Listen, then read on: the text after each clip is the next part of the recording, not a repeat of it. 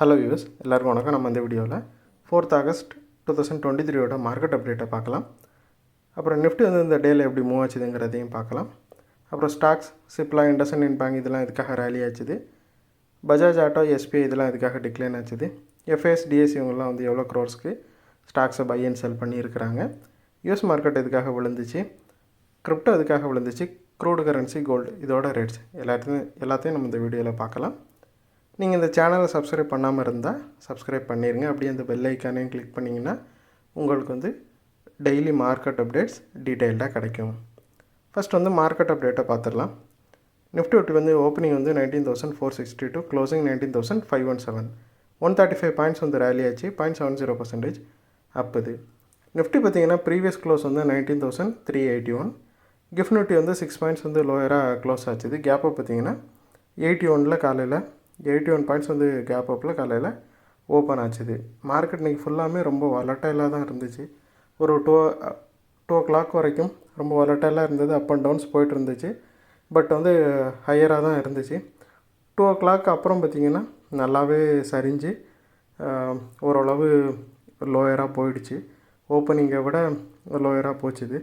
அதுக்கப்புறம் பார்த்திங்கன்னா ஒரு 45 மினிட்ஸாக வந்து ஒரு சின்ன ரேலி இருந்துச்சு. ஸோ அந்த ரேலினால் எகெயின் வந்து ஓப்பனிங்கை விட ஹையராக க்ளோஸ் ஆச்சுது.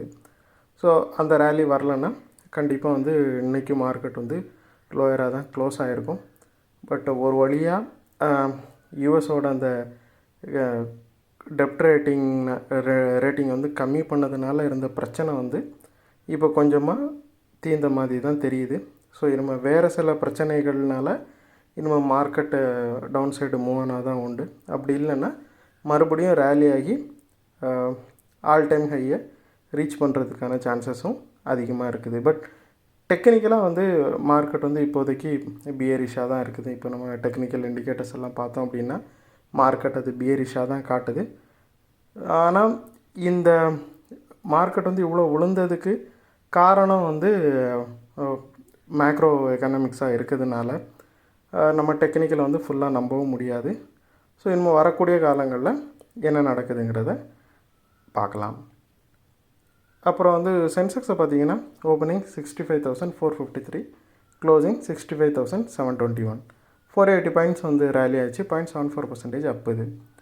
நிஃப்டி ஃபியூச்சர்ஸை பார்த்தோம்னா 31st ஆகஸ்ட்டில் எண்ட் ஆகிற சீரிஸ் வந்து 105 பாயிண்ட்ஸ் ரேலி ஆகி 19,573 க்ளோஸ் ஆச்சுது. 0.54% அப்புது. 28 செப்டம்பரில் எண்ட் ஆகிற சீரிஸ் பார்த்தோம் அப்படின்னா 111 பாயிண்ட்ஸ் ரேலி ஆகி 19,691 க்ளோஸ் ஆச்சுது. 0.57% அப்புது. அக்டோபர் சீரிஸ் பார்த்தோம் அப்படின்னா 99 பாயிண்ட்ஸ் ரேலி ஆச்சுது. 19,782 இருந்துச்சு. 0.50% அப்புது. கிஃப்ட் நிஃப்டி பார்த்திங்கன்னா ஒரு 29 பாயிண்ட்ஸ் வந்து ஹையராக க்ளோஸ் ஆகிருக்குது.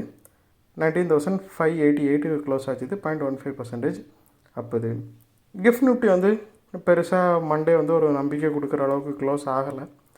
ஸோ மார்க்கெட் மண்டே வந்து எப்படி மூவ் ஆகுதுங்கிறது ஓப்பன் ஆன அப்புறம் தான் நம்மளுக்கு தெளிவாக தெரியும். இந்தியா விக்ஸை பார்த்தோம் அப்படின்னா 0.6 வந்து ஃபால் ஆகிருக்குது. 10.57 இருக்குது. 5.48% ஃபால் இது. ஸோ அன்னைக்கு வந்து மார்க்கெட் ரொம்பவே விழுந்ததுனால இந்தியா விக்ஸ் நல்லா ஷூட்டப் ஆச்சுது. இப்போ மறுபடியும் குறைஞ்சிருக்குது. பட் ஷூட்டப் ஆனப்போ ஒரு 10% ஷூட்டப் ஆச்சுது.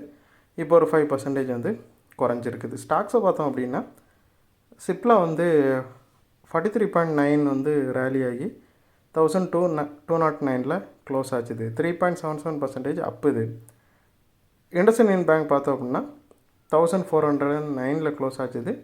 45 பாயிண்ட்ஸ் ரேலி ஆச்சுது. 3.31% அப்புது. பஜாஜ் ஆட்டோவை பார்த்தோம்னா 114 பாயிண்ட்ஸ் ஃபால் ஆகி 4,712 க்ளோஸ் ஆச்சுது. 2.37% ஃபால் இது. எஸ்பிஐ பார்த்தோம் அப்படின்னா 17 பாயிண்ட் ஃபால் ஆயிருந்துச்சு. 573 க்ளோஸ் ஆச்சுது. 2.91% ஃபால் இது. சிப்லா வந்து எதுக்காக ரேலி ஆச்சுதுன்னு பார்த்தோம் அப்படின்னா சிப்லா வந்து நியூ ஆல் டைம் ஹையில் இருக்குது. ஸோ அது மட்டும் ரீசெண்டில் ரேலி ஆனதுக்கு பிளாக் ஸ்டோன் அப்படிங்கிறவங்க வந்து இப்போ சிப்லாவோட ப்ரொமோட்டர் ஸ்டேக்கை வந்து அக்வயர் பண்ணுறதா இருக்கிறாங்க. இந்த பிளாக் ஸ்டோனுங்கிறவங்க வந்து ஒரு இன்வெஸ்ட்மெண்ட் கம்பெனி. இவங்க வந்து US based investment company. So அவங்க வந்து இதோட ஸ்டாக்ஸை நிறைய அக்வயர் பண்ண இருக்கிறதுனால சிப்லாவோட ஸ்டாக் வந்து நல்லா ரேலி ஆச்சுது. அப்புறம் இண்டஸ்இண்ட் பேங்க் வந்து எதுக்காக ரேலி ஆச்சுதுன்னு பார்த்தோம் அப்படின்னா இது வந்து 52 வீக் ஹையில் இருந்தப்போ நல்லாவே விழுந்துச்சு.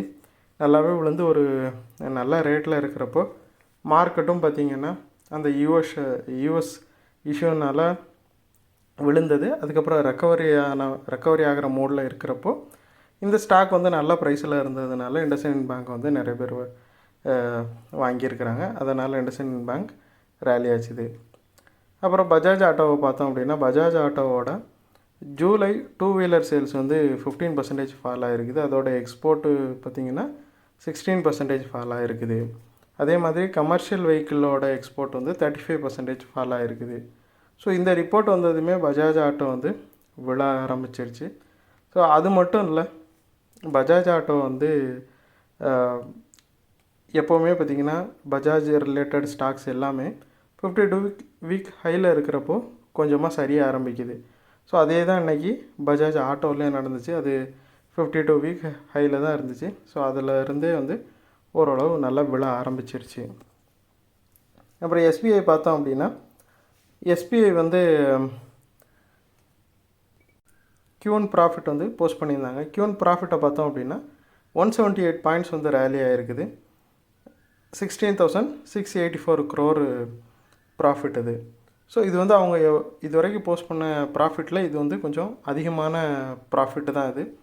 ஸோ இருந்தாலும் மார்க்கெட் வந்து எதுக்காக விழுந்துச்சுன்னு பார்த்தோம் அப்படின்னா ஏற்கனவே யூஎஸில் அந்த டெப்ட் ரேட்டிங் குறைச்சதுனால பேங்கிங் ரிலேட்டட் ஸ்டாக்ஸ் எல்லாமே விழ ஆரம்பிச்சிருச்சு. ஏன்னா அது வந்து அவங்க வந்து டெப்ட் ரேட்டிங் வந்து குறைக்கிறது டைரெக்டாக பேங்கிங் செக்டரை தான் பாதிக்கும். ஸோ அதனால் பேங்க் ரிலேட்டட் ஸ்டாக்ஸ் எல்லாமே பார்த்திங்கன்னா லாஸ்ட்டு 2-3 டேஸாக வந்து அங்கேயும் விழுந்துச்சு, யூஎஸ்லேயும் விழுந்துச்சு, நம்மளோட இந்தியன் மார்க்கெட்லேயும் விழுந்துச்சு. ஸோ அப்படி எஸ்பிஐ வந்து விழுந்துட்டுருக்கிறப்போ இவங்களோட Q1 ப்ராஃபிட் வந்து நல்லா தான் வந்திருந்து. ஆனால் நான் அதை உன்னிப்பாக பார்த்தோம் அப்படின்னா அவங்களோட லோன் க்ரோத் வந்து நம்ம எக்ஸ்பெக்ட் பண்ணுறத விட கம்மியாக தான் இருக்குது. அதாவது மார்க்கெட் வந்து இவங்களோட லோன் க்ரோத்தை வந்து ஒரு ரேட்டிங் வச்சு எக்ஸ்பெக்ட் பண்ணுறாங்க. அதை விட லோன் க்ரோத் வந்து கம்மியாக வந்திருக்குது Q1ல். ஸோ இது வந்து என்ன தான் ப்ராஃபிட்டு நல்லா காட்டியிருந்தாலும் ஸோ இந்த நியூஸ் வந்து நெகட்டிவாக மக்களால் பார்க்கப்படுது. ஏன்னா ஏற்கனவே வந்து பேங்கிங் ஸ்டாக்ஸ் எல்லாமே மக்கள் வந்து பார்த்து விற்றுட்ருக்காங்க. ஸோ அதே டைமில் ஒரு சின்ன பேட் நியூஸ் கூட அதை பெரிய விஷயமாக எடுத்துக்கிட்டு எஸ்பிஐ ஸ்டாக்ஸ் வந்து விழ வச்சுட்டாங்க. அப்புறம் எஃப்ஐஸை பார்த்தோம் அப்படின்னா அவங்க வந்து 556 crore வந்து செல் பண்ணியிருக்கிறாங்க. இது அவங்களோட 7th கன்சிக்யூட்டிவ் செல். டிஏஎஸை பார்த்தோம் அப்படின்னா அவங்க 366 crore வந்து பை பண்ணியிருக்கிறாங்க. ஸோ எப்போவுமே இந்த மாதிரி மார்க்கெட்டு விழுறப்ப ஓரளவு டிஏஎஸ் வந்து மார்க்கெட்டை கொஞ்சம் தாங்கி பிடிப்பாங்க. அவங்க வந்து மார்க்கெட்டு விழாத அளவுக்கு ஓரளவு நிறைய பை பண்ணியிருப்பாங்க. ஸோ லாஸ்ட் இயர்லாம் பார்த்தீங்கன்னா அந்த மாதிரி தான் நிறையா நடந்திருக்கும். பட் இந்த சீசனில் வந்து இந்த ப்ராப்ளம் அப்போது மார்க்கெட் சரியிறப்போ டிஎஸ்கிட்டேருந்து நமக்கு பெரிய சப்போர்ட் எதுவுமே வரல. ஸோ அவங்க வந்து மினிமலான அமௌண்ட்டுக்கு மட்டும்தான் பை பண்ணிகிட்டு இருந்தாங்க. அதே சமயத்தில் எஃப்ஐஸ் விற்றுட்ருந்தாங்க. ஸோ டிஎஸ் வந்து அந்த அளவுக்கு வந்து மார்க்கெட்டை சப்போர்ட் பண்ணலை. இவங்க பார்த்திங்கன்னா 2 கன்சிக்யூட்டிவ் டேவாக வந்து பை பண்ணியிருக்கிறாங்க டிஏஎஸ். அப்புறம் யூஎஸ் மார்க்கெட்டை பார்த்தோம் அப்படின்னா டவ் வந்து 150 பாயிண்ட்ஸ் வந்து விழுந்து 35,065 இருக்குது, 0.43% ஃபால் இது. S&P 500 பார்த்தோம் அப்படின்னா 23 பாயிண்ட்ஸ் வந்து விழுந்து 4,478 இருக்குது, 0.53% ஃபால் இது. நாஸ்டாக்கை பார்த்தோன்னா 50 பாயிண்ட்ஸ் விழுந்துருந்துச்சு, 0.36% ஃபால் இது, 13,909 இருந்துச்சு. யூஎஸ் ஜாப் டேட்டா வந்துச்சு. யூஎஸ் ஜாப் டேட்டா பார்த்திங்கன்னா க்ரோத் வந்து ஸ்லோவாக இருக்குது. யூஎஸ் ஜாப்ஸோட க்ரோத்து ஜூலை மந்தில். ஸோ இது வந்து கொஞ்சமாக நெகட்டிவாக பார்க்கப்படுது. அது மட்டும் இல்லாமல் ஆப்பிள் வந்து 4.8% வந்து ஃபால் ஆகிருக்குது. செப்டம்பர் 2022க்கு அப்புறமா ஆப்பிள் ஒரே நாளில் ஃபால் ஆனது இதுதான் அதிகம். ஸோ ஆப்பிள் ஃபால் ஆனதுனால இண்டெக்ஸஸ் எல்லாமே வந்து அடி வாங்கியிருந்துச்சு. ஸோ அதே நேரத்தில் யூஎஸ் ஜாப்ஸ் டேட்டாவோட நம்பர்ஸும் வந்து அந்த அளவுக்கு சப்போர்ட் பண்ணுற மாதிரி இல்லாததுனால யூஎஸ் மார்க்கெட் எல்லாமே கொஞ்சம் நெகட்டிவாக விழ ஆரம்பிச்சிருந்துச்சு. அப்புறம் யூஎஸ் விக்ஸை பார்த்தோம் அப்படின்னா 17.1 இருக்குது, 1.18 வந்து ரேலியாக இருக்குது, 7.41% அப்புது. கிரிப்டோவை பார்த்தோம் அப்படின்னா பிட்காயின் வந்து 147 பாயிண்ட்ஸ் வந்து விழுந்து 29,120 இருக்குது, 0.50% ஃபாலுது. எத்திரியம் பார்த்தோம் அப்படின்னா 11 பாயிண்ட்ஸ் விழுந்துருக்குது, 0.60% ஃபாலுது, 1832 இருக்குது. பினான்ஸ் பார்த்தோம்னா 1.2 ஃபால் ஆகி 243 இருக்குது, 0.50% ஃபாலுது. கிரிப்டோ வந்து 29,000 தான் சுற்றிட்டு இருக்குது ஏற்கனவே சொன்ன மாதிரி.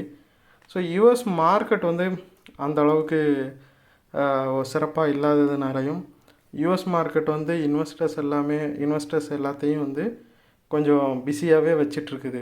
ஸோ அதனால் கிரிப்டோ பக்கம் இப்போதைக்கு யாரும் போகிற மாதிரி தெரியல. ஏன்னா மார்க்கெட் நல்லா விழுந்துருக்குது. மேபி இது ரொம்பவே விழுந்து ஒரு நல்ல பை பொசிஷனில் வந்துச்சுன்னா ஸ்டாக்ஸை வாங்குறதுக்கு தான் மக்கள் வந்து விருப்பப்படுவாங்க கிரிப்டோவை கம்பேர் பண்ணும்போது. ஸோ அதனால் மார்க்கெட்டு கிரிப்டோ பக்கம் இப்போதைக்கு போகிறத கொஞ்சம் ஸ்டாப் பண்ணி வச்சுருக்கிறாங்க. ஸோ அதனால தான் பார்த்திங்கன்னா கிரிப்டோவோட ட்ரேட் பண்ணுற வால்யூமே வந்து ஒரு 30% வந்து ரீசெண்ட் டேஸில் குறைஞ்சிருக்குது. ஸோ இதுவுமே வந்து கொஞ்சம் நெகட்டிவாக தான் பார்க்கப்படுது. இது அதாவது கோல்டு மேலே வந்து மக்களுக்கு என்ன தான் மோகம் இருந்தாலும் கோல்டு ப்ரைஸஸ் வந்து ரொம்பவே மேலே போகாது, ரொம்பவே கீழே போகாது, ஓரளவு கிராஜுவலாக ஒரே பொசிஷனில் தான் இருந்துகிட்ருக்கும். ஸோ அதே மாதிரி தான் கிரிப்டோவையும் மக்கள் வந்து இப்போதைக்கு கண்டுக்காமல் இருக்கிறாங்களோ கோல்டு மாதிரி அப்படிங்கிற மாதிரி ஒரு பேச்சும் மார்க்கெட்டில் இருக்குது. ஸோ அதனால் கிரிப்டோ பக்கம் யாரும் போகாமல் அது பெரிய அளவுக்கு ட்ரேட் பண்ணாமல், அது மட்டும் இல்லாமல் யூஎஸோட அந்த எஸ்இசியும் பார்த்திங்கன்னா ரொம்ப ஸ்க்ரூட்டனைஸ் பண்ணிகிட்ருக்காங்க கிரிப்டோ மார்க்கெட்ஸையும் சரி, கிரிப்டோவோட எக்ஸ்சேஞ்சஸையும் சரி. ஸோ அது ஒரு ரீசன். அப்புறம் நிறைய ஃப்ராடுகள் இடையில நடந்துச்சு கிரிப்டோவில். ஸோ இது எல்லாமே சேர்த்து கிரிப்டோ வேர்ல்டையே வந்து ஒரு மாதிரி அன்ஸ்டேபிளாக வச்சுருக்குது. ஸோ இன்வெஸ்டர்ஸ் வந்து கொஞ்சம் பயப்படவும் செய்கிறாங்க கிரிப்டோ பக்கம் போகிறதுக்கு. அதனால் கிரிப்டோ வந்து 29,000 இருக்குது. பட் ப்ரெடிக்ஷன் எல்லாம் பார்த்திங்கன்னா சில பேர் வந்து இது 1,20,000 யூஎஸ்டிக்கு போகும் கிரிப்டோ. பிட்காயின், பொதுவாக பிட்காயினை பற்றி பேசுகிறான்னா பிட்காயின் வந்து $1,00,000 அதோட ரேட் வந்து இன்க்ரீஸ் ஆகும். இப்படிலாம் ப்ரெடிக்ஷன்ஸ் வருது. 2024 இல்லை 25ல் 1,00,000 யூஎஸ்டியை தாண்டும் அப்படிங்கிற மாதிரிலாம் பேசுகிறாங்க. பட் நிலமை பார்த்திங்கன்னா ஸோ அதை ரியலாகவே கிரிப்டோ தாண்டுமாங்கிறது கொஞ்சம் டவுட்டாக தான் இருக்குது. அப்புறம் க்ரூடை பார்த்தோன்னா பிரெண்ட் வந்து 0.89 அப்பாகி 86.03 இருக்குது, 1.05% அப்புது. ஸோ ஆயில் வந்து பார்த்திங்கன்னா ஏறக்குறைய 1% வந்து இன்க்ரீஸ் ஆகிருக்குது. முக்கியமான காரணம் வந்து சவுதி, ரஷ்யா இவங்க வந்து சப்ளைஸ் வந்து கொஞ்சம் டைட் பண்ணியிருக்கிறாங்க. ஏற்கனவே சவுதி வந்து ரீசெண்டாக நியூஸ் விட்டுருந்தாங்க. அதுபடி பார்த்தோன்னா ஏற்கனவே அவங்க ஒரு நாளைக்கு 1 மில்லியன் பேரல் வந்து ப்ரொடக்ஷனை கட் பண்ணியிருந்தாங்க. அதை வந்து ஆகஸ்ட் மாதமும் வந்து எக்ஸ்டெண்ட் பண்ணியிருக்கிறாங்க. ஸோ இந்த நியூஸ் எல்லாம் சேர்ந்ததும் வந்து பிரெண்ட்டோட ரேட்டை இன்க்ரீஸ் பண்ணிடுச்சு. அது மட்டும் இல்லாமல் யூஎஸில் இருக்கிற ஆயிலோட ஸ்டாக்குமே கம்மியாக இருக்குது. அந்த ஸ்டாக்ஸு கம்மியானதும் க்ரூடோட ரேட் இன்க்ரீஸ் ஆனதுக்கு ஒரு ரீசன். அப்புறம் கரன்சி பார்த்தோன்னா USD 82.84 இருக்குது எகென்ஸ்ட் இண்டியன் ருபி, 0.12 வந்து ரேலியாக இருக்குது, 0.14% அப்புது. யூரோ பார்த்திங்கன்னா 91.22 இருக்குது, 0.64 வந்து அப்பாக இருக்குது, 0.72% அப்புது. பிரிட்டனோட பவுண்டு 105.53 இருக்குது, 0.33 ரேலியாக இருக்குது, 0.32% அப்புது. ஸோ கரன்சி என்ன சொல்கிறாங்கன்னா யூரோவும் பிரிட்டனோட பவுண்டும் வந்து நியர் ஃப்யூச்சரில் கம்மியாக வாய்ப்பு இருக்குது. அதே மாதிரி USDயோட மதிப்பு வந்து இன்க்ரீஸ் ஆக வாய்ப்பு இருக்குது அப்படின்னு சொல்லிக்கிறாங்க. ஸோ USD வந்து கொஞ்சமாக ஸ்ட்ராங் ஆகிட்டு இருக்குது இந்தியன் ருபிக்கு எகென்ஸ்டாக. ஏற்கனவே 83 எல்லாம் தாண்டிச்சு, பட் அதுக்கப்புறம் கீழே வந்துடுச்சு. இப்போ மறுபடியும் வந்து USD வந்து மேலே போய்ட்டுருக்குது. 83 கூடிய சீக்கிரம் அது தாண்டறதுக்கு சான்சஸ் இருக்குதுன்னு சொல்கிறாங்க. இதுக்கு முக்கியமான காரணம் வந்து USD ரீசெண்டாக இன்க்ரீஸ் ஆனது ஏன்னு பார்த்தீங்கன்னா அந்த யூஎஸ் ஜாப்ஸ் டேட்டா வந்தது. அது மட்டும் இல்லாமல் ஜேபி மார்கன் அவங்க வந்து ரீசெண்டாக என்ன ப்ரெடிக்ட் பண்ணியிருக்காங்க அப்படின்னா 2023 வந்து யூஎஸ் வந்து ரிசெஷனுக்குள்ளே போகாது அப்படிங்கிற மாதிரி சொல்லியிருக்கிறாங்க. ஏன்னா Q3 வந்து ஒரு ஹெல்த்தியான எக்கனாமிக் க்ரோத் இருக்கிறதுக்கு தான் சான்சஸ் காட்டுது. அதே மாதிரி Q2 பார்த்திங்கன்னா ப்ரொடக்டிவிட்டி இன்க்ரீஸ் ஆகிருக்கும். அதே சமயத்தில் வந்து லேபர் சப்ளை, அதாவது லேபர்ஸும் நிறையா கிடைப்பாங்க. ஸோ இதெல்லாம் சேர்ந்து மார்க்கெட்டையும் சரி யூஎஸோட எக்கனாமியும் சரி கொஞ்சம் வெல்த்தியாக தான் வச்சுருக்கோம் அப்படிங்கிற மாதிரி ஜேபி மார்கன் சொல்லியிருக்காங்க. ஸோ எல்லோரும் என்ன எக்ஸ்பெக்ட் பண்ணிகிட்டு இருந்தாங்கன்னு பார்த்தோம் அப்படின்னா, இந்த இயரோட எண்டில் யூஎஸ் வந்து ரெசிஷனுக்குள்ளே போயிடும் அப்படிங்கிற மாதிரி எல்லோரும் எதிர்பார்த்தாங்க. பட் ஜேபி மார்கன் வந்து என்ன சொல்கிறாங்கன்னா, அப்படி போகாது. ஜேபி மார்கனுங்கிறது ஒரு அங்கே உள்ள ஒரு ப்ரோக்கரேஜ் ஃபேம் தான், அது ப்ரோக்கரேஜ் கம்பெனி அது. ஸோ அவங்க வந்து இப்படி சொல்லியிருக்கிறாங்க. ஏன்னா ஜேபி மார்கன் வந்து ஏறக்குறைய நல்லாவே ப்ரெடிக்ட் பண்ணுறவங்க தான். ஸோ அவங்க எப்படி சொன்னதும் வந்து அது கொஞ்சம் மார்க்கெட்டுக்கு பூஸ்டப் ஆகிருக்குது. ஸோ அதனால் யூஎஸ்டி வந்து ஸ்ட்ராங் ஆகுது. ஏன்னா எக்கனாமி ஸ்ட்ராங் ஆச்சுனால, யூஎஸோட எக்கனாமி ஸ்ட்ராங் ஆச்சுனால கண்டிப்பாக யூஎஸோட கரன்சியும் ஆப்வியஸாக ஸ்ட்ராங் ஆகும். ஸோ அதனால் யூஎஸ்டி வந்து ரேலி ஆகிட்டு இருக்குது. அப்புறம் கோல்டு பார்த்தோன்னா 1978 இருக்குது. 9.4 வந்து அப்பாக இருக்குது. 0.48% அப்புது. ஸோ கோல்டு வந்து ஒரு சின்ன மூவ் பண்ணியிருக்குது. பட்டு யூஎஸ்டி ஸ்ட்ராங் ஆச்சுன்னா கோல்டு விழுறதுக்கான சான்சஸ் தான் அதிகமாக இருக்கும். இந்த வீடியோவில் நான் உங்களுக்கு கொடுத்த இன்ஃபர்மேஷன்ஸ் எல்லாம் கண்டிப்பாக ஹெல்ப்ஃபுல்லாக இருந்திருக்கும் நான் நம்புகிறேன். இது உங்களோட ஃப்யூச்சர் ட்ரேடிங் செஷனுக்கு கண்டிப்பாக ஹெல்ப் பண்ணும். இந்த வீடியோ உங்களுக்கு பிடிச்சிருந்துச்சின்னா லைக் பண்ணுங்கள், ஷேர் பண்ணுங்கள், மறக்காமல் சேனலுக்கு சப்ஸ்கிரைப் பண்ணுங்கள். தேங்க்ஸ் ஃபார் வாட்சிங். Keep supporting. தேங்க்யூ.